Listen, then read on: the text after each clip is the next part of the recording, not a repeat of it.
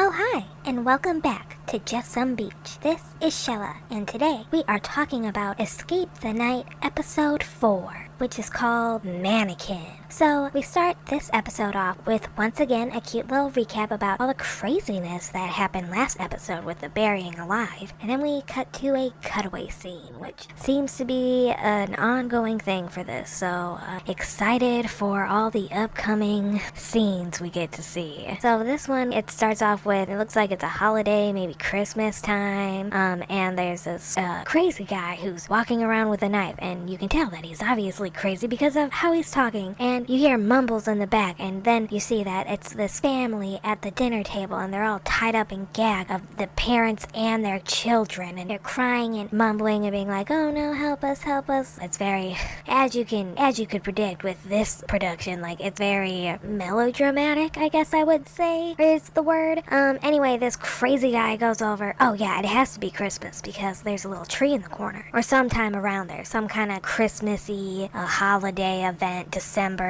winter event. Anyway, so creepy guy walks over to, I guess, the mom. I'm just guessing that because she's like the head of the table. Anyway, he goes over to her and with a knife cuts open her blouse, and they linger on her chest, and it's like, excuse me, this is a YouTube originals by Joey GRACEFAA. Like, his main audience are children. They're not, what is this? Right off the bat, like, what is this? So he shows off her bra and then plunges the knife that he's holding into her heart, and then cut away to the introduction theme with the cute little drawings of all of them. So then we cut back to everyone back inside, and they're all sad, talking about how they had to kill Justine, but like, again, they're like, well, we had to do it, and because the house is making us. And then Glozell is, again, like, puts it on Joey, and is like, Joey, like, this is your house, like, these things are happening because of you, like, obviously. And he's like, what? No, this isn't even my house. And I'm like, well, it is your house. Like, you said, that was the whole point of the beginning. You said you inherited this house from a relative, so now why are you like, this isn't my house, this isn't my house, I don't know what's going on? And everyone else keeps saying that, like, yes, it is your house, and you would be the one to know what's going on with the house. So Glozell said she really doesn't want to hear anything from Joey anymore, and she's tired of it. I'm like, I'm with Glozell, okay? I'm with her on this one. She's on the right. She knows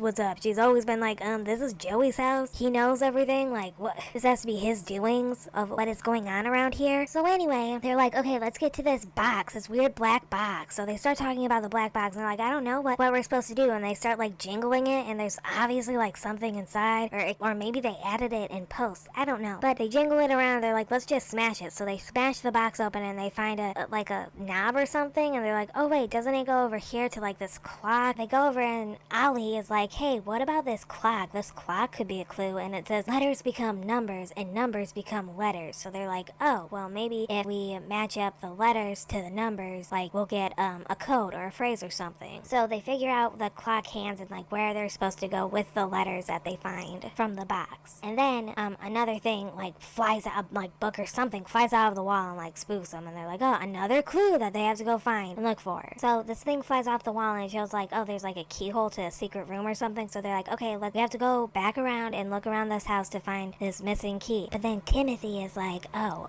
I wanted to sneak away because I guess he saw a car outside earlier that wasn't blown up by the groundskeeper. So he sees a car outside and is like, I'm not gonna tell anyone except Sierra, who is the character of the heiress. Again, I don't, and he's the mobster, so he keeps going into that character too, saying like, oh, like, I know dead bodies, and like, this is my kind of stuff, and I'm a mobster, so it's okay if I act shady. Which again, that's what Laylee was saying before, like, oh, we should kill the mobster because he's a mobster. But they're like, again, being in and out of like who they're supposed to be, like who their characters are, and who like they are as YouTubers. So anyway, Timothy gets Sierra because, as he says, that he thinks she's really hot, and is like, hey, let's go out to this car and see if we can escape for ourselves. So then they go out, they sneak away from the group somehow without being noticed by anyone, which, like, I don't know, ouch. If I snuck away and everyone was just around in like the main area of the house looking around for stuff, and nobody was like, hey, where's this person? I'd be a little hurt. I'm not gonna lie, I'd be a little upset, like, hey, okay.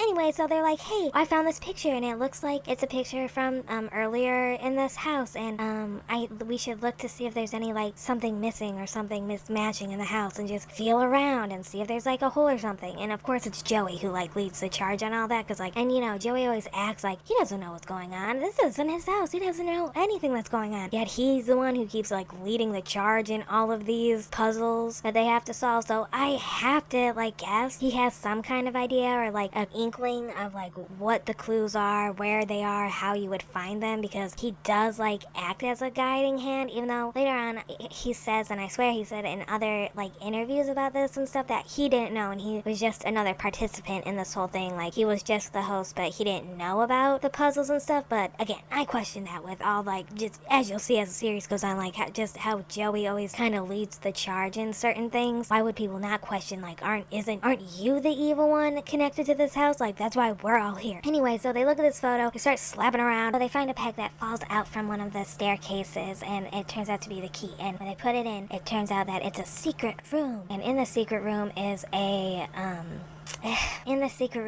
dinner table with a bunch of mannequins with terrible wigs, first off. But yeah, it's just a bunch of mannequins in a room sitting around the dinner table, like the scene we saw earlier with the creepy guy and the family being tied up and that he killed them all. So everyone else that's not Sierra and Timothy go into the secret room and are looking around like, oh my god, what is this? Like, what are we supposed to do with this? They cut to Timothy and Sierra, who are outside, and they get in the car and they're trying to start it or trying to find, like, a clue on how to start it. The other gang are still looking around, and then they find a note and they dig around in the gross food and they find some clues about, like, again, more notes about, like, oh, you need to do this to do that, and then this will happen. So there's apparently a missing mannequin that group needs to find. And Timothy and Sierra, when they're in the car messing around, they do find a key, but the key is not one that starts the car. And Timothy is like, oh, let's check the trunk. Maybe there's something in the trunk. Which again, it's like someone on the production team had to have tipped off Timothy to be like, hey, you should go outside and inspect this area and then also inspect the trunk, because, like, how would you know any of this? Or, like, even be like, yeah, I know I can go and do this because it's whatever, like, the team told me, or it's part of our thing. Like, no, he's just like, let's just do this because we can escape. That's how it's framed. So again, like, he has to know something. Anyway, they find another clue, and it's like, the hole in her soul is where you'll find the next clue. So they go over to where the mom mannequin is and go by her chest and then find another clue, or they're like, oh yeah, see, we're missing the daughter, so we need to find it. And then it cuts back to Timothy and Sierra opening the trunk, and there's the missing mannequin doll that's tied up, and it's really awkward. And they're like, oh, I guess we just will bring this inside. Which again, I'm like, why would you I wouldn't guess to bring that inside. I'd be like, is this just, like, part of the decor? Like, I don't know what's happening. Why would I bring in this weird mannequin? Anyway, they bring in the mannequin, which was the right choice, and they bring it, and they find everyone in the secret room. So they're like, oh yeah, we needed that, whatever doll person. So they set it all up, and then suddenly another box opens. Like, that's just the theme of this episode. It's just a box opens, another box opens, and then another box opens, which then leads to more paper and more clues. So this piece of paper that they just found from this clue reads that it's from Calvin. So Calvin, I guess this is a creepy guy's name from the beginning. So Calvin says that there has to be two people and they have to go play perverse games upstairs in the bedroom. And I'm like, what? Why? Like, again, this is a YouTube original. This is Joey GRACEFAA from 2016. Like, children, watch this. Like, children watch this shit. Excuse me, children watch this stuff, and, like, it's very uncomfortable. So they're like, okay, we have to pick people, we have to vote again and decide who's gonna have to go and play perverse games. And Timothy is like, I could go do it, I'll do it, because, that's, again, like, I don't know if that's his YouTube persona, is like kind of being this sleazy guy that thinks every chick is hot and, like, wants to be with them. I don't know if that's, like, his YouTuber character that he is, or if that's his mobster character that he is, because again, everyone goes in and out and it's never clear about, like, who they are. So while they're trying to, like, talk about, like, okay, so who we have to vote for and put names in a hat for the butler, Matt grabs all the guys and is like, all the guys come out here. And I'm like, what is this gender? Why are you picking all the guys to come and talk about who are we gonna vote for to play the perverse games? Like, excuse you? So, and he's like, Ollie, come here. And Ollie is like, no, I'm gonna stay here and talk to everyone. one. And I'm like, good for you, Ollie. Because what, like, that was just weird. And again, it's like, I don't get this weird, like, no, we're gonna leave and separate, like, again, the grouping. So they go off and talk, and Matt, again, is all like, we have to kill Lele. Like, it has to be her. She has to be the one to be sacrificed and go play these perverse games. And also, Lele is like, I don't care about perverse games, you know? I can go do that. And it's like, oh yeah, like, this is Lele Pons. And how I know her to be, and like, who her as a YouTuber is like that. This is her. And like, this is like, oh, she's coming through again. So, but I still don't know what Matt's whole hang up on her is. I don't understand why he's set on her and like just really wants her out. Again, like, not even as in like, oh, she's part of the evil or working in this house, which again, like, would be Joey more. And Lele right away, like, up front's like, I'm voting for Matt because he keeps targeting me and keeps yelling at me, so I'm just voting for Matt like I did last. Like, that's just how it is. So they all vote, and Glozell right away again, like, she keeps accusing Joey and is like, I'll vote for whoever I want. And Joey is getting sick of it. Joey is right, like, oh, why does she keep accusing me? Why is she attacking me? This isn't even my house. And again, I'm like, yes, it is. Like, it is. You told them it was your house. Why are you lying? I don't. And Joey, like, asks everyone, he's like, okay, who here thinks this is all my fault? And everyone's like, I don't, except Glozell's like, me, I do. And I'm like, yeah, it is all your fault. You said in the beginning that you were inviting all your closest friends to come to this spooky, creepy house that you couldn't get out of your nightmares. So why are you acting dumb? Is it on purpose? Like, are you trying to act like, ooh, I don't know what's happening? Or like, are you just, this is part of the game? I don't get it. But I'm like, you're not keeping your own story straight, Sir Joey. And then it makes like other people suspicious of Glozell, like, Glozell's acting like she knows something, so maybe she should be the suspicious one. But I think it's trying to create more drama. Anyway, the butler picks out the names, and it's Joey and Lele. And I'm like, oh my god. Okay, so Lele and Joey go upstairs and go into this room that's covered in mannequins, and they're all mannequins dressed lewd, I guess you could say. Provocative. Joey and them go in, and of course, there's a note for them to read, and they have to play spin the bottle to like get more clues. And I'm like, why? That's why. So Lele spins, and they have to like kiss the mannequins. That was part of it, is like spin the bottle, but with the mannequins. So Lele goes first and hits a woman mannequin, and then she has to kiss it, but she keeps kissing it. Like, she just keeps kissing it, and the camera keeps showing, like, just having her hold on it and like re-kissing her to like, I don't know. And it's, again, children watch this. It's so weird. I have no problem with two girls kissing. I have a problem with this and how it's set up. Like, what? That's my issue. Like, this is so weird in the context of like, this is very heavily in mind that like kids are definitely going to watch this. So it's weird. And it's Joey's turn, and it lands on Lele, and they're like, he's like, oh, should I kiss you? And she's like, no, it's partly you have to kiss one of the mannequins. That's the whole thing. And Joey's like offended by it, and is like, oh, you don't want me to kiss you? But then Lele is like, says that, you know, Joey's gay and has been openly gay by this point. And Joey even made a joke about that in the first episode when Lele was trying to like hit on him for his money and being like, oh, like, so you just got a lot of money, you got this big house. She was trying to hit on him for it. And then Joey even made a joke about that and being like, oh, I guess you didn't see my latest video about like him coming out, I'm guessing. And anyway, so they make another joke about that, and now like, well, you're gay, so I don't know why act like you want to be kissing me. It's weird. So then Joey just moves the bottle over to go kiss a different mannequin, and he just gives it like a one quick kiss. And then it cuts back downstairs to the others, and Matt again is like, Lele better die, like she better not come up here. And I'm even like, dude, I'm sick of Matt. Like, he's getting on my nerves, because again, I don't understand the beef. I understand if they're like just trying to manufacture drama, but it's not coming across as that. It's just coming across as like odd. So then they get another clue. Oh my god, Joey, and we cut back to Lele and Joey, and after their kissing game, they get another note and a clue, and it says that they have to have a menage a trois with the mannequins.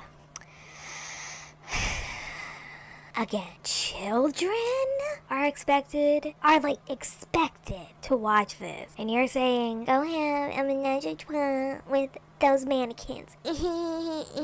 Like, it's not funny. And they say like, yeah, we're gonna play perverse games. And I'm like, this isn't like cute or funny. It's just really weird and uncomfortable. And like at this point, this is not even escape room style games. Like, where are the knobs? Where are the switches? Like, there's none of that. It's just literally them kissing and trying to make out with mannequins, and then the producers, I guess, whoever's in the room with them, decides when they've achieved that kissing unlock thing. Like, it's so weird, the whole framing of this. Like, when you just think about it more and more, you're like, dude, what? So anyway, it's decided that Lele will do this act, and she goes to the mannequins and is like kissing them and trying to act like it's whatever, and talks about how awkward it is. And it cuts back downstairs, and Glozel's talking again about like how this is so suspicious of Joey, and like that she's the one that wrote his name down, and everyone's like shocked by this, when I'm like, Glozel has been open this entire time about who she thinks it is. Like, why are you guys acting shocked? And Glozel even brings up again, like, Joey's the one who invited us all here, so duh. And then we cut back up to the gross room with the mannequins and Joey and Lele. And again, they're like, okay, you have to perform another act. And this, again, like, I've already said it a gazillion times, but children are supposed to be like watching this, and this is supposed to be like totally a-okay and like family friendly. So the next note is for Joey, and Joey has to go behind a mannequin and act like he's really doing it. You know what I mean? Like, he has to go behind a mannequin, behind her, and act out an act, and like he's really doing it, and he has to do it for like 12 counts, I think they said, like, or seconds. Like, there's a specific time that he has to like act this out, and it's so weird and so uncomfortable. And again, he's trying to joke around and just be like, haha, like, this isn't a big deal. That's how both Lele and him are trying to act. But again, like, this is all very weird and very uncomfortable, and I do not like any of it. So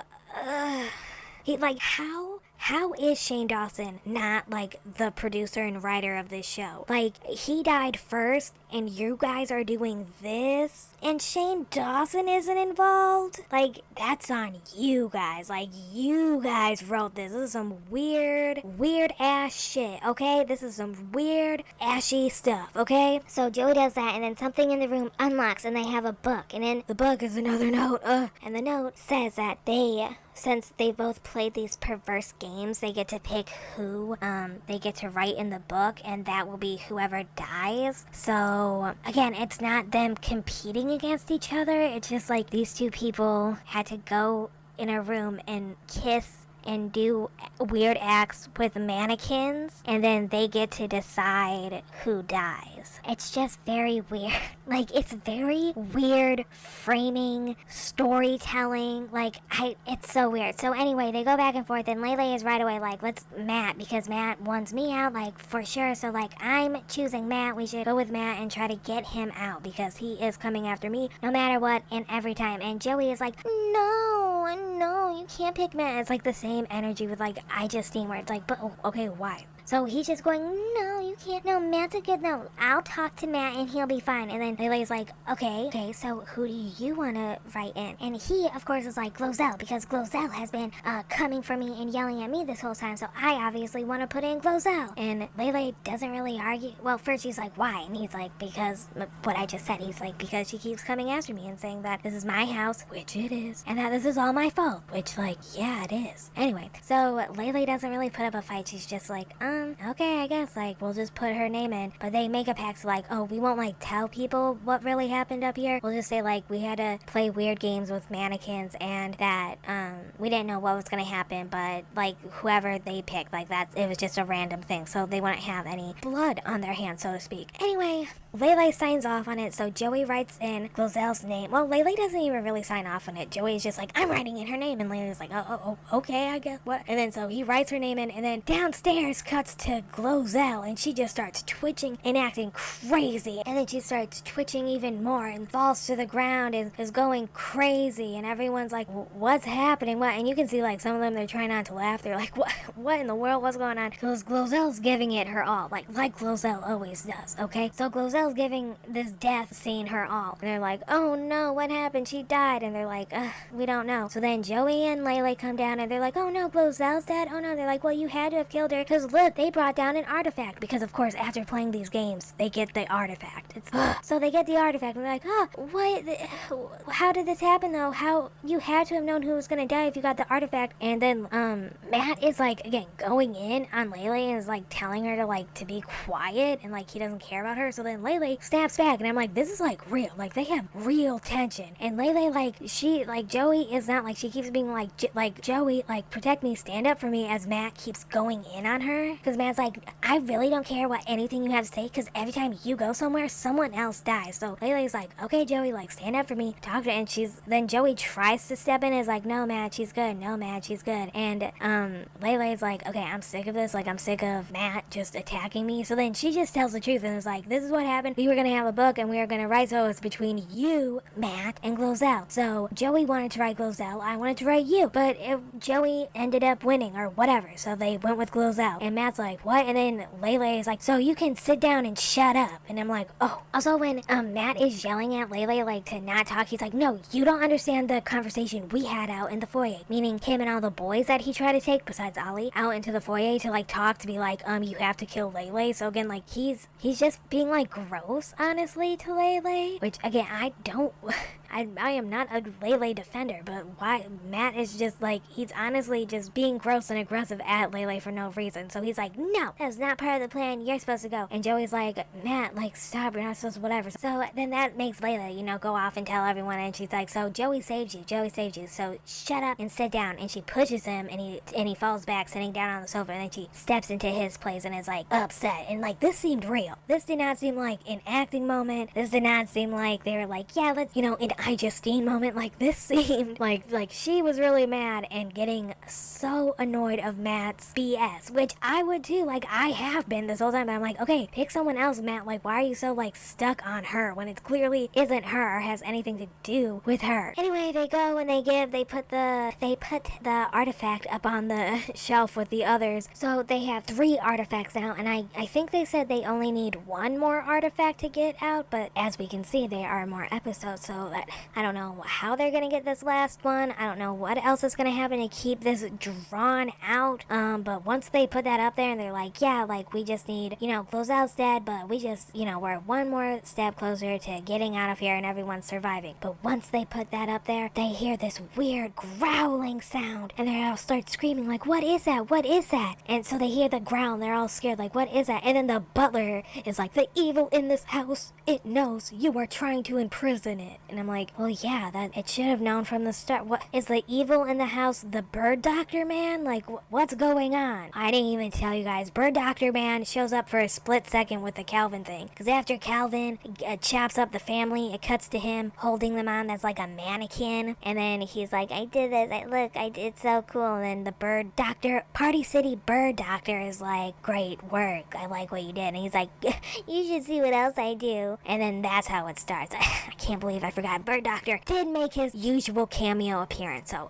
my bad, guys, my bad. Anyway, so at the very end, they hear this growl and the butler guy says, house knows you're trying to imprison it. And they're like, well, what are we supposed to do? Duh. And then they're like, the evil house just unleashed its guardian to make sure that doesn't happen. And they're like, guardian? What guardian? Cut to creepy monster face, really up close shot of him. Like it looks like what that demon girl thing looked like from episode 2 from the creepy basement one. But now it's a guy and he's like hung up in chains and it zooms in close up on his face and it's just a guy in some gray makeup looking ghoulish. And that's episode 4.